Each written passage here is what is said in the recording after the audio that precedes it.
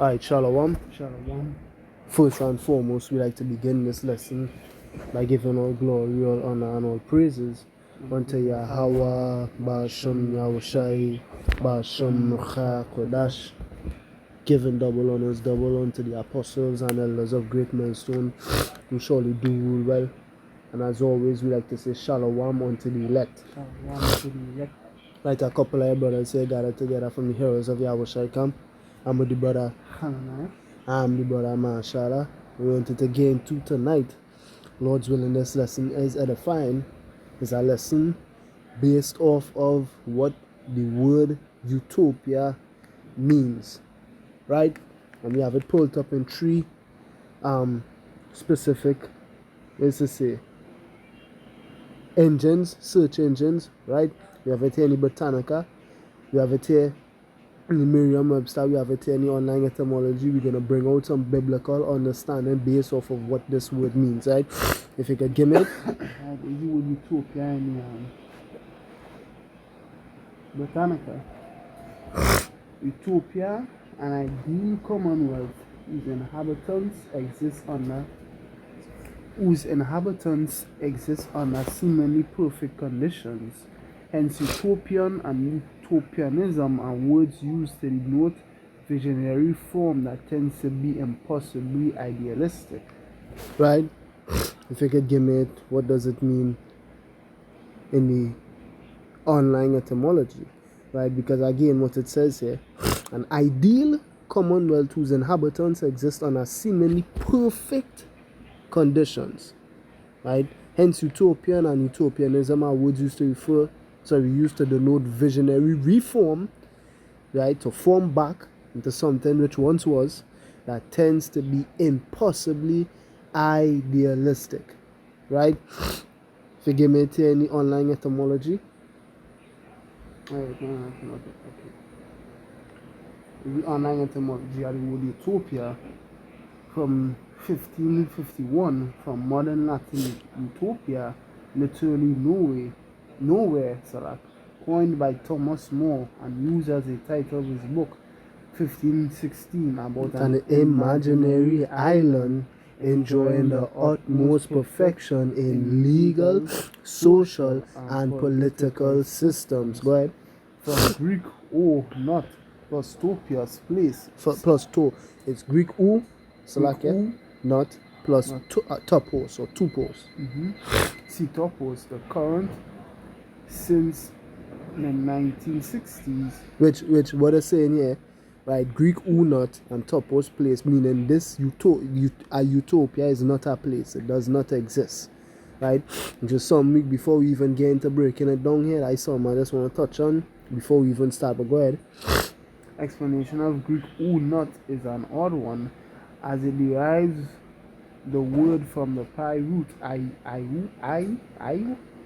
vital force, life, long life, eternity. Linguists presume a pre-Greek phrase mehoi quid, not on your life, with me not plus quid, and emphasizing particle Watkins. The same pattern is found elsewhere, right? Extended to any perfect place by the 1610s, commonly but incorrectly taken from Greek eu, good, an era reinforced by the introduction of dystopia. On the same model, Ben Than had kakotopia. Right, which is one thing we want to highlight here, is that normally, or specifically when you look up the definitions and any way you're going to get the definition, one thing you're going to see is that they constantly say what? It's not a place, it's not real, it's imaginary, right? But that's not true, right? Before we get into that not being true, let's go into the word utopia in the Merriam-Webster. Okay. The word utopia, Merriam-Webster definition 1, often utopia, a place of ideal perfection, especially in laws, government, and social conditions, and in practical schemes for social improvement, an imaginary or indefinitely indefinitely remote place. Right. No, what it's saying is it's imaginary. That's right, One of the synonyms for Utopia is Eden. Ooh. And Jerusalem, Zion. Zion New is a Selak. New Jerusalem, Zion. Zion is a holy place. Heaven. Oh, Zion is a holy place. No sin can end. Oh, good. Right. So, what we saying here? First thing we want to establish, the making the claim, right, that this place is imaginary. Fuck them. That's not true, right? Whoever defining that, that's not true, right? The utopia, as we see the synonyms, in fact, Salakia. Let me go and get one time, as you had it there, right? Salakia. What were you looking for? No, the same utopia, right? Just to highlight right there, right? The Jerusalem you see there, Zion, paradise, promised land, right? New Jerusalem, right? And Eden. So we understand they know what the real utopia is, right? Now they say it's imaginary. Let's look up that word imaginary.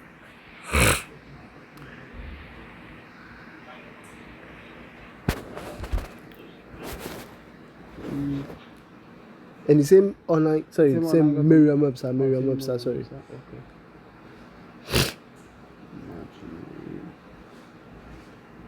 Right, go ahead. Imaginary, definition 1A, existing only in imagination, lacking factual reality. Example, an imaginary friend. 1B, formed or characterized imaginatively or arbitrarily. Right, arbitrarily, yeah.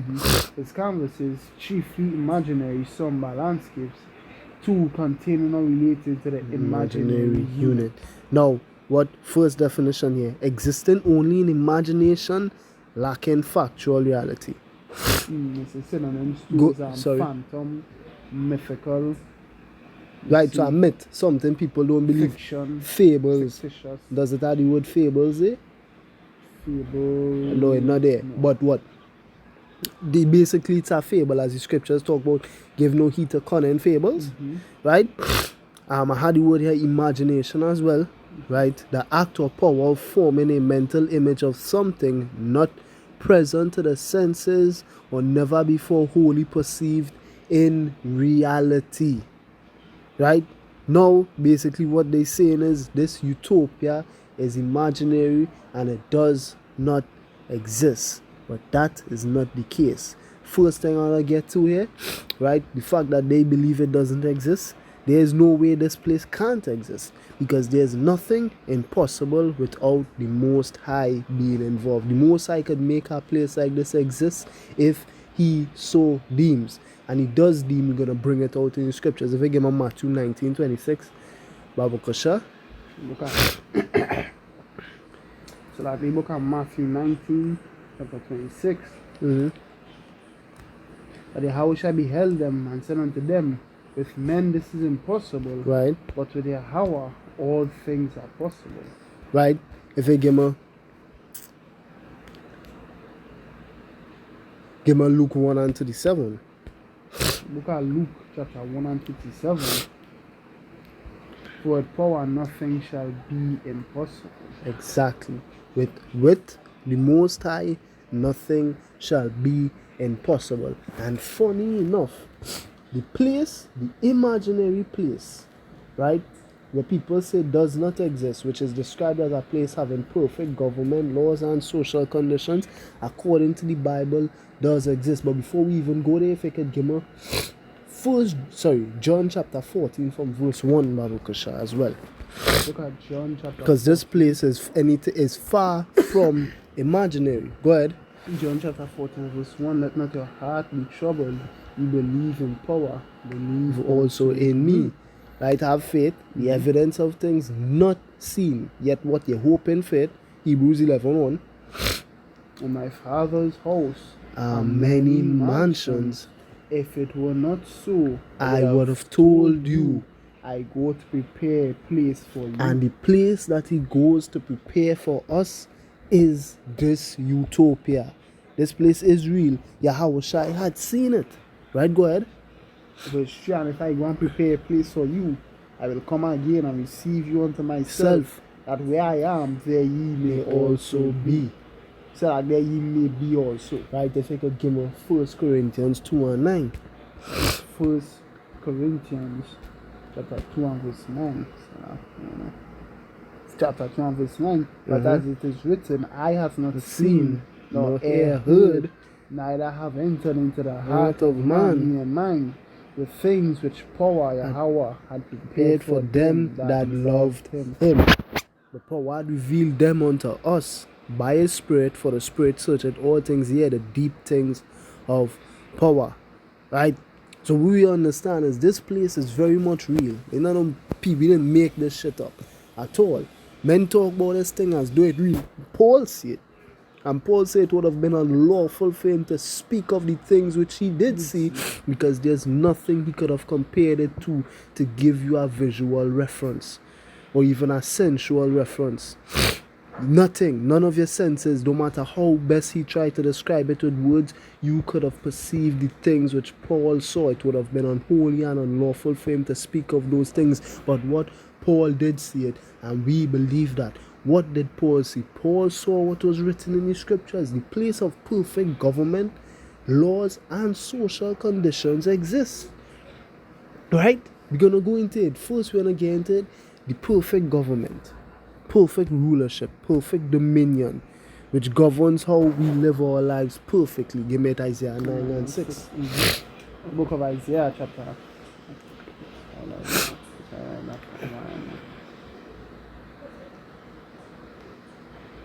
Book of Isaiah chapter 9 of verse 6. Unto us a child is born, unto us a son is given. This same Yahushua, we just heard him speaking in John chapter 14 verse 1.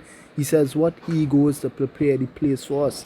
And it's funny enough that he says he's the one going to prepare it, right? Because he's the one who's going to rule it. The government is going to be on his shoulder. Right, go ahead. And the government shall be upon his shoulder. Right, he's going to carry the rulership. Right, the governing body, the ones who are going to be tasked with keeping this utopia going forever. Right, he's the one who's going to carry them. Go ahead. And his name shall be called Wonderful, Counselor, the Mighty Power, the Everlasting Father, the Prince of Peace. Right? Of the increase of his government and peace there shall be no end. So what the utopia, right? The utopia that he comes to bring upon the face of the earth, there isn't going to be an end to it. As we read some of the definitions, it hinted at what? The immortality, right? The eternity of the utopia that you are going to experience, right? The Most High plans to bring this to the earth, right? Go ahead. Right, go ahead. Verse 7 of the increase of his government and peace there shall be no end. Right, again, the eternity, right? And upon the throne of David, and upon his kingdom, to order it, and to establish it with judgment and with justice from henceforth even forevermore. Right, even again forever. This is going to last forever. Go ahead. The zeal of Yahweh Ba'ashem Yeshua of hosts will perform this. Which is exactly what we're telling you, the Most High is behind it. Right, Yahweh is behind us. So this is the utopia exists. You just have not seen it as yet, right? But the scriptures have given us reference points to look to, things we could hope for, right? Do it. Let me get out real quick.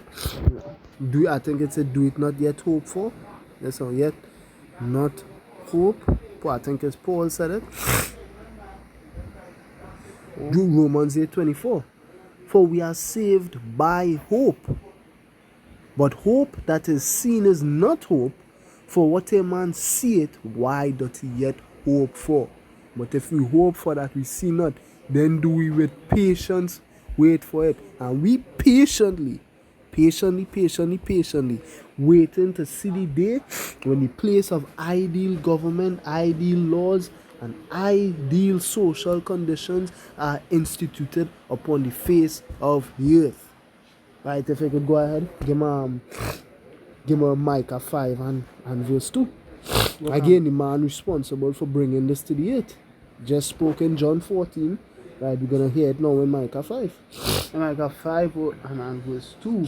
But thou Bethlehem Ephratah, though thou be little among the thousands of Judah, yet out of thee shall he come forth unto me, that is to be ruler in Israel, whose goings forth have been from old, from everlasting.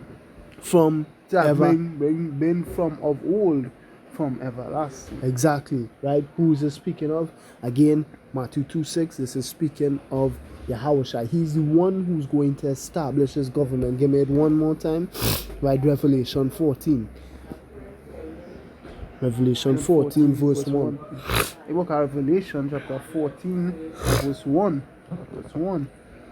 And I looked, and lo, a lamb, which we know Psalm is Yahushua, John 1 and 29, then jump to 33. Right. Stood on the Mount Revelation Zion. 5. Revelation 5. Revelation 5. Yeah.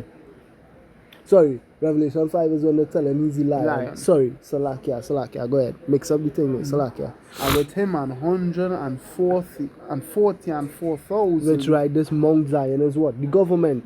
Again, Isaiah 9:6. He bared them on his shoulder. He bared the government, the ruling class. Right? He carried it. He started it. Great scriptures make mention of him being what? The first of many brethren. Right? It's for 144,000, not many people. Go ahead. Having his father's name written in their foreheads. Right. Now if you get made real quick as well, even the Father himself said it. Yet have I what? Psalms 2:6. That's right. A lamb. Let's say lamb in Revelation 5. Yeah, there's small thing. If you get made Psalms 2:6, Baba Kasha. The book of Psalms, chapter 2 and verse 6. Yet have I set my king upon mine holy hill of Zion. I will declare the decree. Yahweh had said unto me, Thou art my son. This day have I begotten thee. Right? So this day have I begotten thee. The begotten of the begotten son of the Most High Power, Yahweh, is the one who was set upon the holy hill of Zion. He was to be the ruler of the government, the perfect ideal government of this utopian place that the Most High plans to institute in the world. Now if you could go back to Isaiah 9 and 6, right, it clues us in into another part of this, right, because the utopia speaks of what? The place with the perfect government, so the perfect rulership, right, the rulership that lacks nothing, right, and it speaks of a place with perfect laws, correct? Right, go, you can read it. I think it's Isaiah 9:7 or 9:6 where it says establish it with judgment, justice. Verse 7. Verse 7. Go Of ahead. the increase of his government and peace, there shall be no end upon the throne of David and upon his kingdom, to order it and to establish it with judgment and with justice from henceforth, even forever. The zeal of Yahweh of hosts Will perform this. Right? He's going to Salakia. He's going to establish this government. He's going to root this government. He's going to foundate this government through what? Through judgment and justice. What? Through what metrics? Right? Again, before we go there, if you could give me 2 Timothy 3 and read verse, is it 16? Yeah. The 2 Timothy 3 and 16 are scriptures given by inspiration of power. Like what? Like the laws, right? I can't remember which chapter it is. I believe is in the book of Hebrews, and I'm vexed with myself. I can't remember this chapter. I believe it's not Hebrews, Acts 7. I believe when Stephen was getting stoned, he went into the history of the nation of Israel, right? Went all the way back to the time of Moses, I believe, and he would have made mention of the laws that Moses received were divine, inspired from the heavens or something like that, right? The scriptures even make mention of the laws of the 10 Commandments was written with the finger of the Most High, showing you what these laws didn't come from the mind of man. Again, holy men spoke as they were moved by the Spirit of power. The ideal and perfect laws, the laws that lack nothing in them, is the laws, statutes, and commandments which he gave to the nation of Israel, the metrics which through whom those same laws Yahushua is going to establish and root his government upon. Again, to bring his government to the earth, right? Revelation 19, what is he going to do? In righteousness, right? That he judge and make war. When you go into that word righteousness in the Hebrew, it goes into the word tazadak, right? Which goes into what? According to the law, right? So according to the law, the perfect laws that needs to be there to establish this perfect government and this perfect place of social conditions and this perfect utopia is the law, statutes, and commandments of Yahweh, which he gave to the nation of Israel, right? Go ahead, you get it? I just can't remember which part it was said in. I can't remember the wording of it. You phrase how you say it again? I can't remember if it say which you receive from the heavens or you receive from an angel or something. I can't remember how it go. So like yeah. I think it's this Acts 7 and 37. This that Moses which said unto the children of Israel, the prophet shall Yahweh your power raise up unto you of your brethren, like unto me, him shall he hear. This is he that was in the church in the wilderness with the angel, which spake to him in the Mount Sinai, and with our fathers who received the lively oracles to give unto us, to whom our fathers will not obey, but trust him from them, and their hearts turned back again into Egypt. I don't think it's that. Salakia. But I small thing, if I could go to the 2 Timothy 3, Baba Kasha, which speaks of what? Why these laws are so perfect. Go ahead.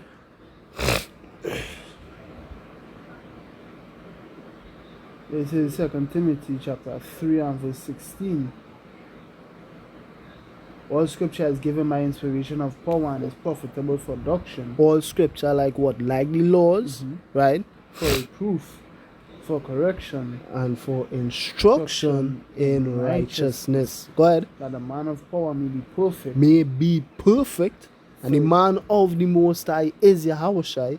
So he himself is perfect and he has a perfect government. Why is it perfect? Because he's going to establish that government through what? The perfect laws. Again, what does it mean to be perfect? Go ahead. It is entire wanting nothing. Where is that just now? Thought it was in that same thing. Salakia.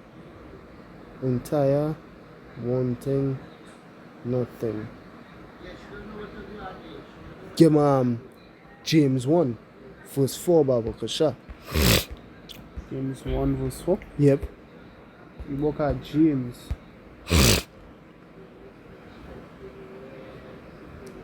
Chapter 1 verse 4. Right.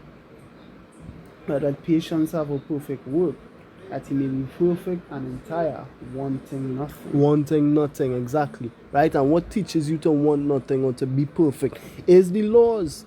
Right? The righteous laws given to you by the righteous power, righteously, right, is the same perfect law that he's going to use to perfectly establish his perfect government, his perfect utopia. Right? And this is how we know it's going to be a utopia. Why? Because it's the law that's going to be running the place. Right? If you could give me it now, we could go to that Isaiah chapter 2, Baba Kasha.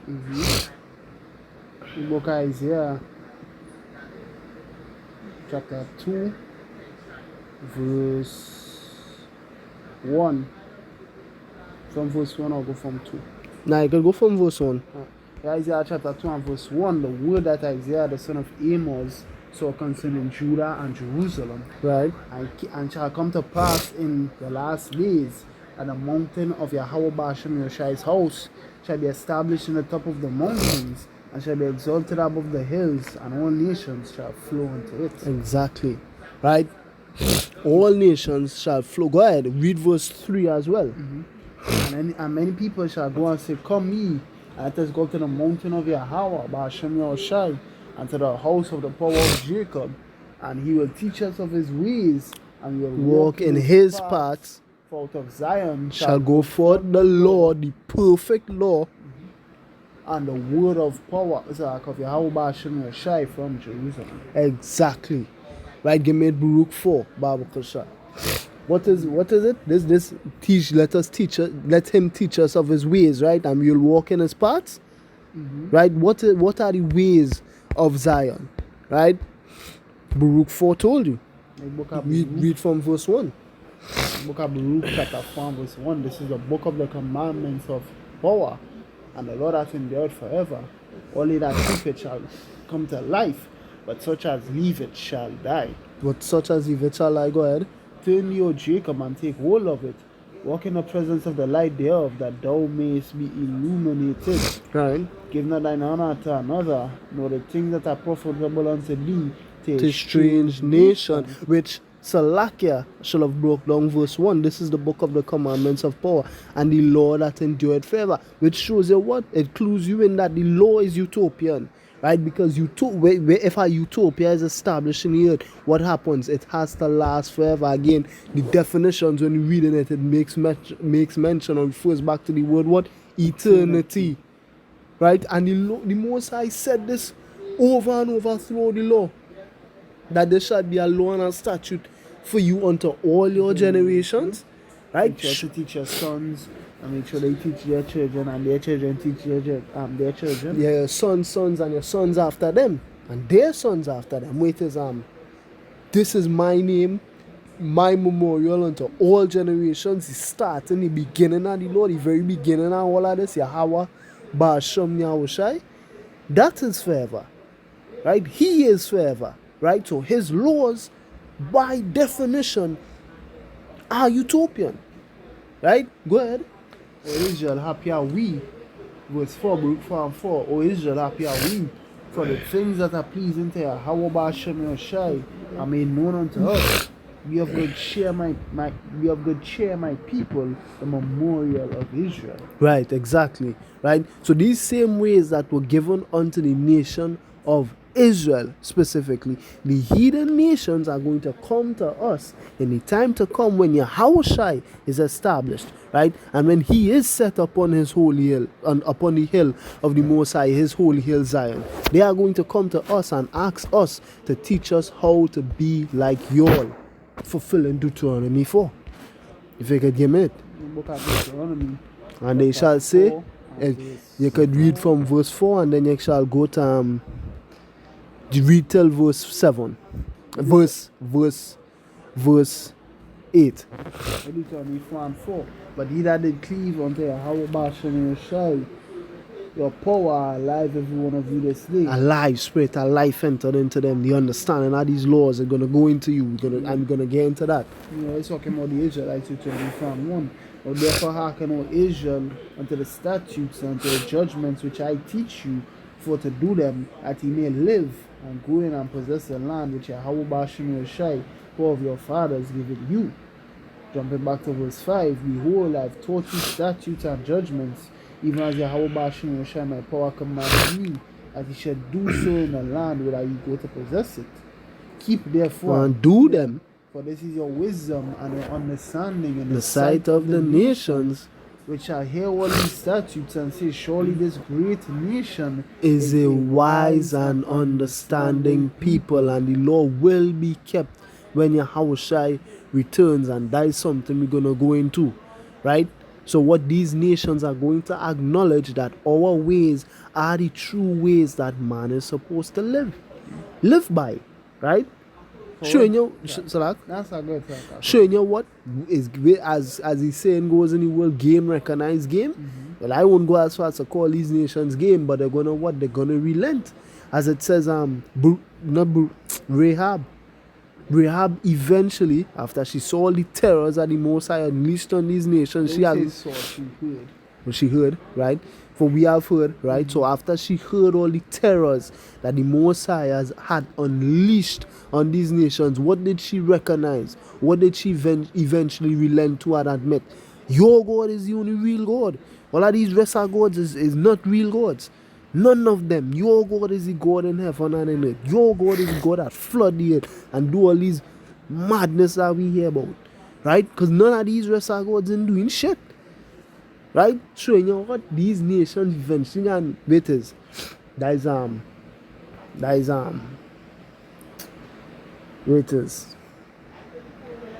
when the righteous are in authority, The people rejoice when the wicked bear rule, the people mourn. When the righteous are in authority, the people will rejoice, and they shall what? They shall acknowledge that the righteous, the right people are actually in authority. Right? If you could give me, yeah, finish. Go ahead. Sorry. 7. 7. For a nation is there so great, while power so nigh unto them, as Yahweh, our power is in all things that we call upon him for. And what nation is there so great that hath statutes and judgments so righteous as all this law which I set before you this day? Again, the laws that was given. The precept we was quoting before. Only take heed to thyself and keep thy so soul diligently, lest thou forget the things which thine eyes have seen, and lest they depart from thy heart all the days of thy life, but teach them thy sons and thy sons' sons. Exactly. Right? So what? The ideal laws and sorry, go ahead. Especially the day that thou saidest before Yahweh thy power in Horeb, when Yahweh said unto me, gather me the people together, and I will make them hear my words, and they may learn to fear me all the days that they shall live upon the earth, and that their children, and that they may teach their children. Exactly. So unto all generations, showing you what these laws are for eternity. Ergo, what? They are utopian. Give me Jeremiah 7:23. In the book of Jeremiah, chapter 7, verse 23.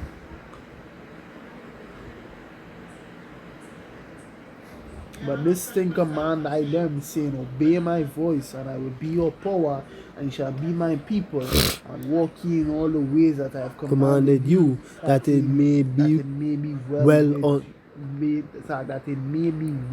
unto you. Unto you. Obviously, it would be well unto you. Why? Because these laws are the right ways to live, and everybody in the earth is eventually going to relent to that. Again, every knee shall bow and every tongue shall confess that Yahushua Mashiach is Lord, to the glory of the Father.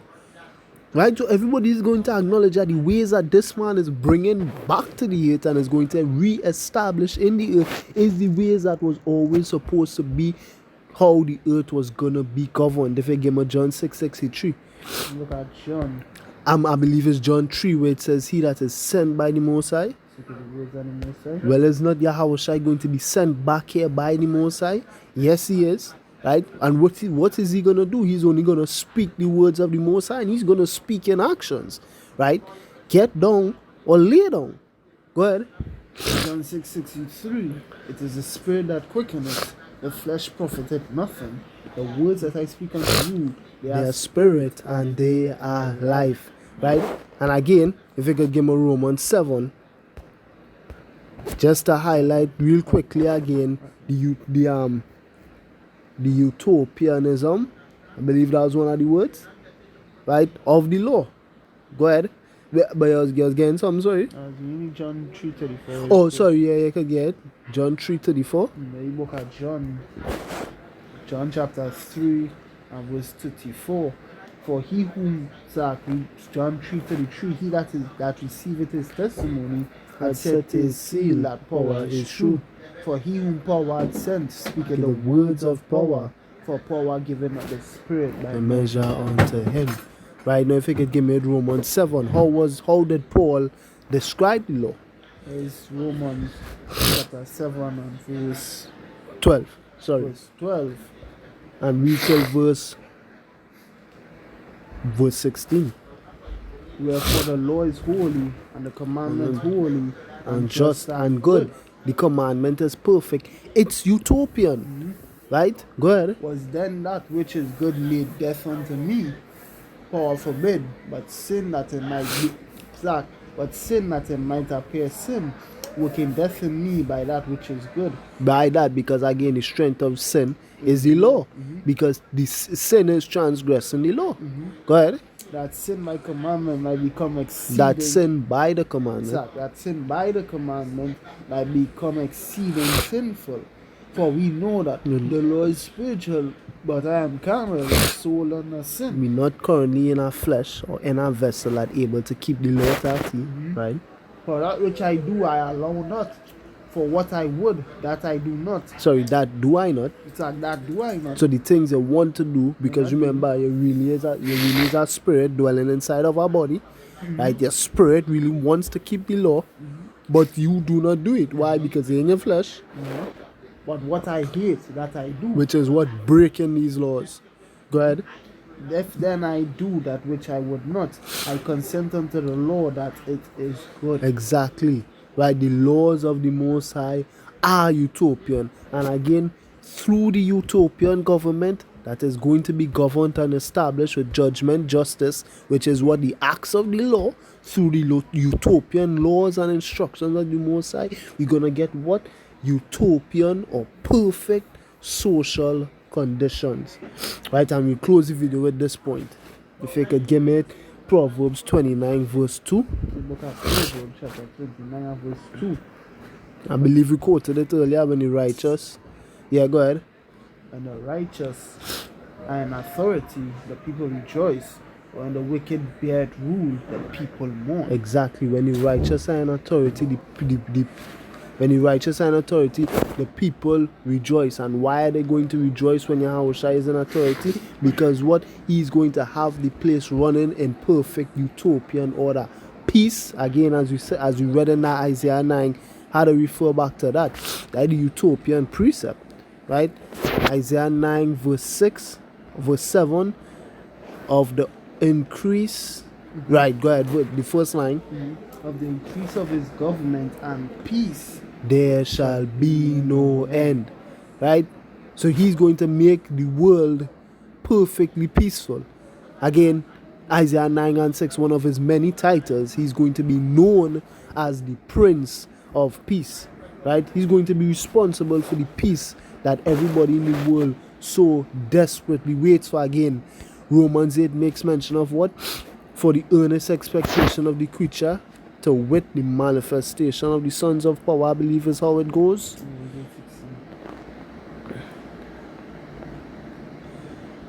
Yeah, I could read from 16, yeah. Look at Romans chapter 8 verse 16. The Spirit itself bear witness with our spirit that we are the children of power. Right, the sons of God, the rulers of this world. Go ahead.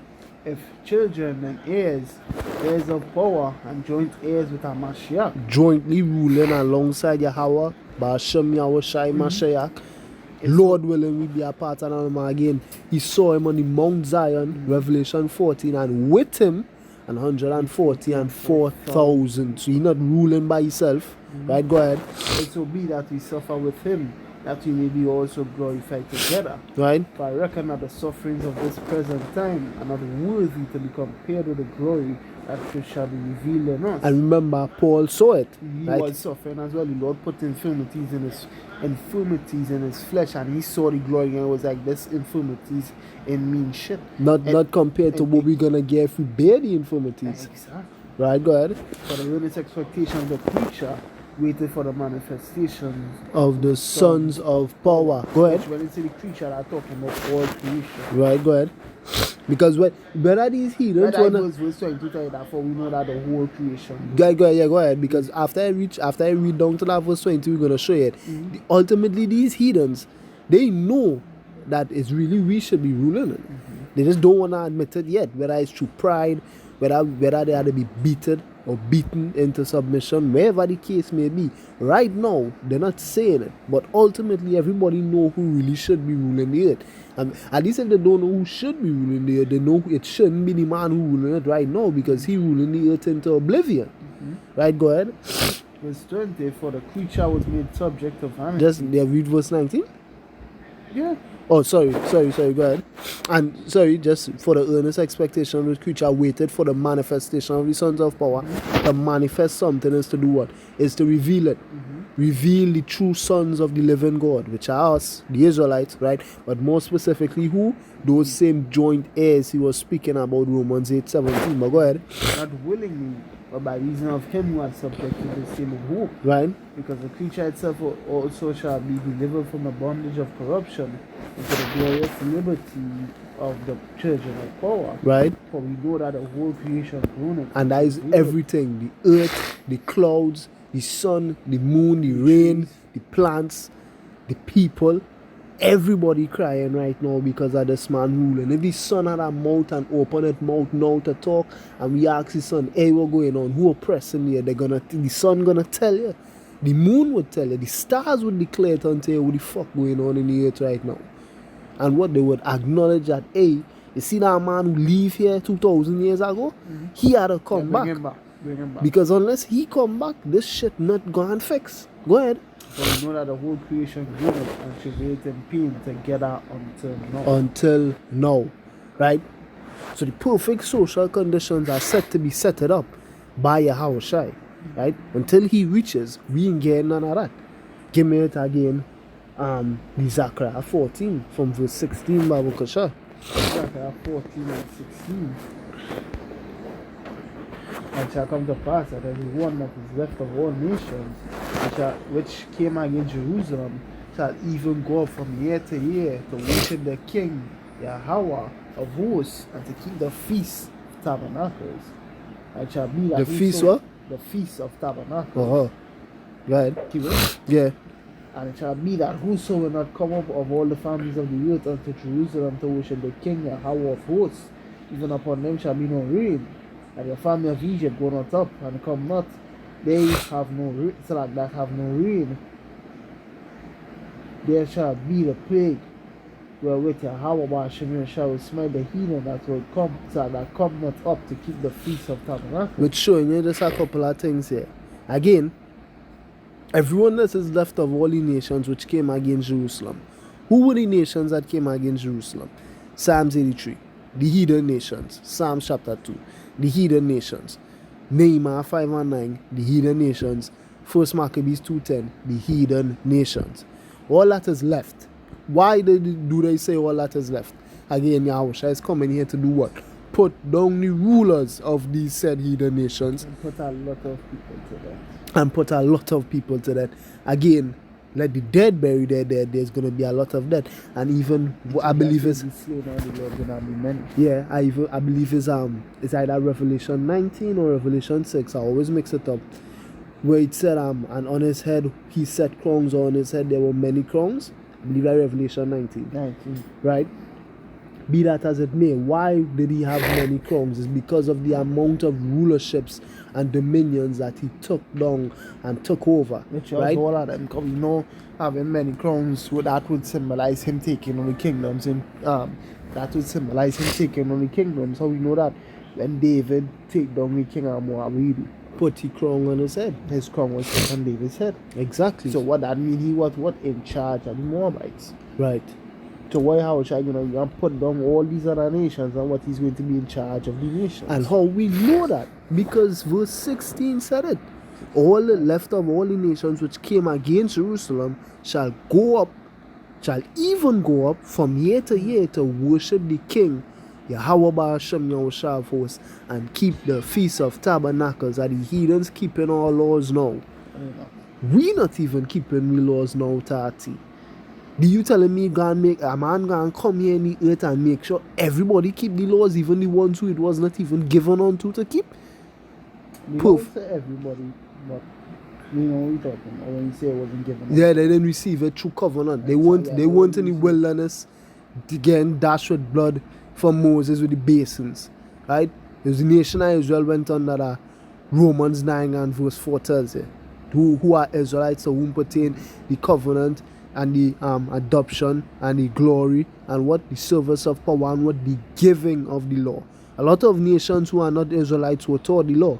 Again, Esau is known as the man of sin, and to sin you have to transgress the law. Right? How can you transgress something you don't know or wasn't taught to you? Esau was taught the law. How we know that? He was brought up in the house of a man who knew the law. Isaac. Right? Jacob knew the law. You think Abraham knew the law. Abraham brought up Isaac and Ishmael under the law. Right? Noah brought up Ham under the law. Noah brought up Japheth. Right? He brought up Japheth and Shem under the law. How much nations descended from Shem? Lot was Moab and Ammon father. Right? So these heathen nations, the literal patriarchs of these nations, came from men who knew the laws of the Heavenly Father. Right? But they were not brought under and given the law through covenantal agreement. Right? So they are aware of the law, but are they keeping the laws? No. Right? They're not keeping the laws. But in verse 16 it says what? They shall go up to keep the Feast of Tabernacles. Why is that? Well, they're going to be forced to. Right? Again, the ideal social conditions. A big part of the Utopia people kind of does. They're aware of, but they don't just outright say it. It's almost like a police state. Right? The law is perfectly set, and this is what we're doing. And if you're not doing this, again, as the old saying goes, get down or lay down. And Yahweh Shai is ready to lay the fuck down anybody who don't want to get down with the law. You all shall die. Right? Isaiah tell you that too, Isaiah 4 and 6. Yeah, good. We do in place of Israelites but have A defense? defense.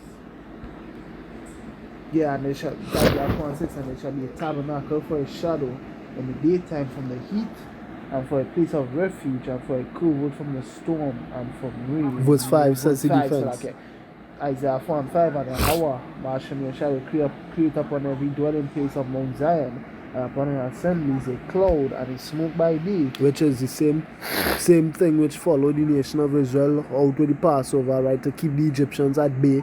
What was keeping them at bay? The lasers. Go ahead. And the shining of a flaming fire by night. The lasers. For upon all the glory shall be a defense. And the whole nation shall be glorified. So like, go ahead. Lord would and use that as well to judge the nations. Anytime you want to do what we say. Right. Do what the Lord has. I'm not afraid. I do what the Lord say. Zap. No rain. Wait, it's no rain, and if that is not enough, the plague's coming. Right? The curse is coming. So what? Keep the laws or die. Same conditions we in right now. Only it's gonna be way more harsh on you all. Right? If you could finish at Zechariah 14, I think you reach verse 18. Yeah, verse 18. 19. 19. It shall be the punishment of Egypt, the punishment of all nations that come not up to keep the Feast of Tabernacles, showing your perfect social conditions and the perfect penalties for not keeping those perfect social conditions intact. Right? Even our one, yeah.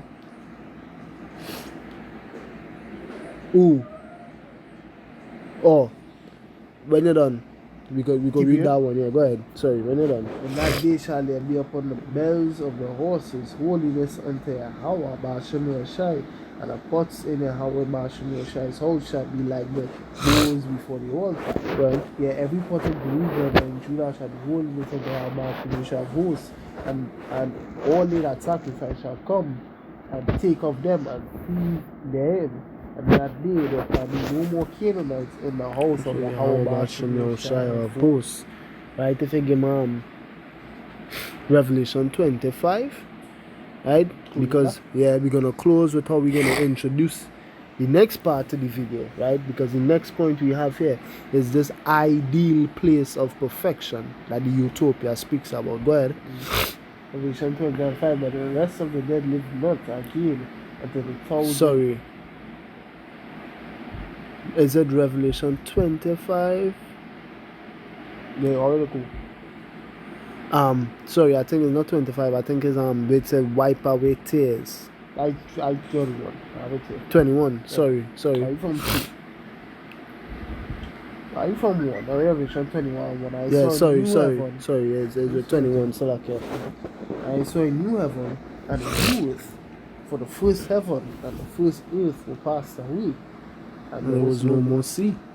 And I, John, saw the holy city, New Jerusalem, coming down from power out of heaven. Which this is speaking of people. It's not speaking of like a building or like a city. It's speaking of people. Go ahead. Prepared as a bride adorned for her husband. I heard a voice out of heaven saying, Behold, the tabernacle of power is with men, and he will dwell with them. They shall be his people. The power himself shall be with them and be their power. For I shall wipe away all tears from their eyes, and there shall be no more death, neither sorrow nor crying, neither shall there be any more pain, for the former things are passed away. And he that sat upon the throne said, Behold, I make all things new, which new goes into what? Refreshed. right? Kainos in the Greek, I believe it is. Yeah, go ahead. And he said unto me, Write, for these words are true and faithful. Exactly. True and faithful. It is true that what the ideal place of perfection, the utopia, exists. It's recorded within the scriptures. If you could give me it, right? Because we're gonna close how we want to start this ideal place of perfection. If you give me Isaiah, go back to the Isaiah 2 and to the Micah 4. Give me Isaiah 2:4 and Micah 4:3. Isaiah 2, verse 4. They shall judge among the nations and shall beat many people. Right. And they shall correct many people, right? And they shall beat their swords into plowshares. Right, their weaponry into gardening tools. Forget the wars now. Now it's time to raise crops. Go ahead. And their spears into pruning hooks. Right. Nation shall not lift up sword against nation, neither shall they learn war anymore. And again, the same thing is echoed in the book of Micah, chapter 4, verse 3. Micah 4:3. And he shall judge among many people, and rebuke strong nations of our oath, and shall beat their swords into plowshares, and their spears into pruning hooks. And nation shall not lift up a sword against nation, neither shall they learn war anymore. So what? There exists a ideal place of perfection, a utopia. It's real and it's coming upon the face of the earth. The Bible makes record of it. And again, these things were written in paper. Why? Because they were true and faithful. So Lord willing, this lesson was edifying and that you were edified.